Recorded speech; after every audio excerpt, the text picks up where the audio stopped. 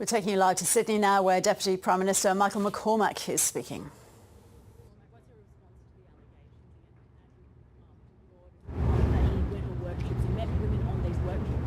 Well, I'm obviously very disappointed by what's happened.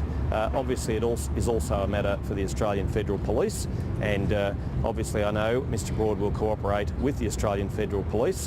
When he told me about what had happened, I urged him to contact the Australian Federal Police about the allegations that had been made by him and against him. And so I think that's the right course of action, and we'll see what the AFP comes up with as a result of these investigations. When did he tell you? A couple of weeks ago. Did you do anything about it at the time? Yes, I told him to contact the Australian Federal Police, which he did. Were taxpayer funds used to entertain a... That's a question you'd have to ask Andrew Broad. I don't believe so, but that is a question you'll have to put to Mr Broad. Why shouldn't he have it? Should he also resign from Parliament? Well, again, that's a matter for Mr Broad. At the moment, he has resigned as the Assistant Minister. As far as his seat of Mallee is concerned, that's a matter for Mr Broad, and let's see how the AFP investigations.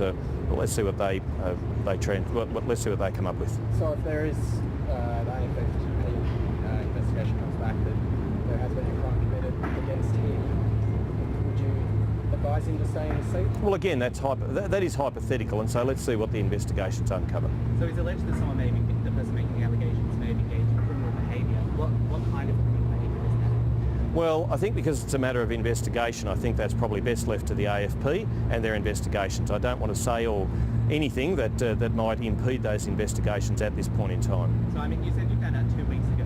Should you have done more than just tell him to go to the police? Weren't you concerned about his conduct at all? Well, again, I say I urged him to go to the AFP. The AFP is investigating it. Fact is, they're very diligent, they're very earnest, and they will uncover if there has been impropriety done. They will uncover that, but Mr Broad has made the right decision this morning when I accepted his resignation. I want to make sure that all of my ministers, all of my members are always doing the right thing. The National Party stands for better regional services. We do what is right for regional Australia, and these sorts of things, they take away from the good message that we are selling. We have been a very good government. Today, with the mid-year economic fiscal outlook, they're a very, very good set of numbers, a set of numbers that Labor could only dream of producing. We have been a good government. This is an unnecessary distraction against the message that we are selling. Today, I've been at the Royal Far West facility opening in Manly, which will provide such good outcomes for the health and education of kids from the bush who need it. Well, all those sorts of regional outcomes will be gone under a Labor government, and that's why I'm so determined to make sure that my ministers, my members, are doing the right thing. That's why I've accepted Andrew Broad's resignation as Assistant Minister. That's why I'm getting on with the job of making sure that whether it's a road safety message, whether it's a regional funding program, it gets delivered, and delivered strongly. That's what I'm focused on, that's what I'm doing, and I do expect my ministers and my members to do the right thing. Mr Broad was one of the first people to criticise Barnaby Joyce. Is he a hypocrite?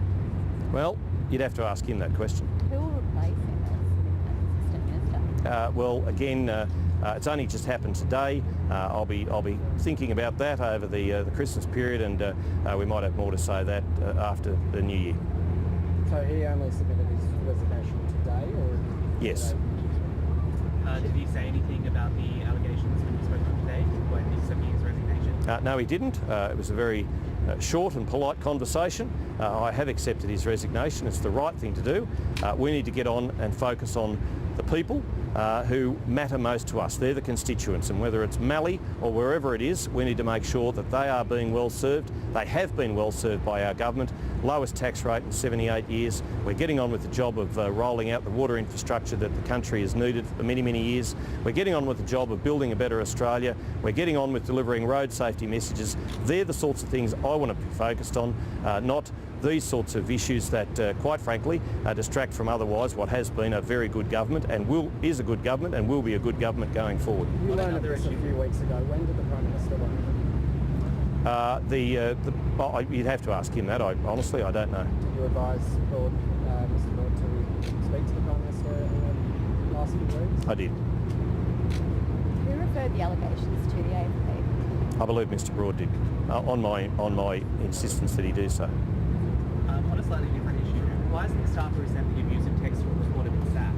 Sorry, you'll have to say that a bit louder. Why hasn't the staffer who sent those abusive text messages to a reporter been sacked? Well, he's been stood aside. There are circumstances in relation to that matter which he needs to seek assistance, and he is seeking assistance with. The fact is it was an accidental and inadvertent sending of that message to the journalist. I know the journalist. I know Annika Smethurst, and I have had a number of discussions with her when I found out about the issue late Friday. I appreciate the fact that when you look at the texts that were sent to her, you can understand that they were not meant for her, but look, I don't condone in any way, shape or form the language, the vile language that was used in those texts. That's not the way I operate, that's not the way the National Party operates, and I'm very, very disappointed that it did occur. Annika knows that. She knows that what we stand for as a party and what I stand for as a leader. That's why the person concerned has been stood aside. He will seek the assistance he needs, and that's the appropriate course of action. Is he being paid while he's on indefinitely? Well, anybody who is getting counselling and assistance in the normal course of employment gets paid while they're seeking that assistance. Does the National Party have a problem? Sorry, does the National Party have a problem with women? No, not at all. And I've spoken with Bridget McKenzie a number of times today. She's appalled with what's happened over the last couple of days. But Bridget McKenzie and Michelle Landry are outstanding female representatives of the constituencies that they serve. We have a strong Women's Council doing wonderful things to make sure that women are encouraged to join our party and encouraged to run as members of Parliament. And on Saturday I was in Wagga Wagga for the pre-selection of McKenna Powell, who is an outstanding candidate for that state seat.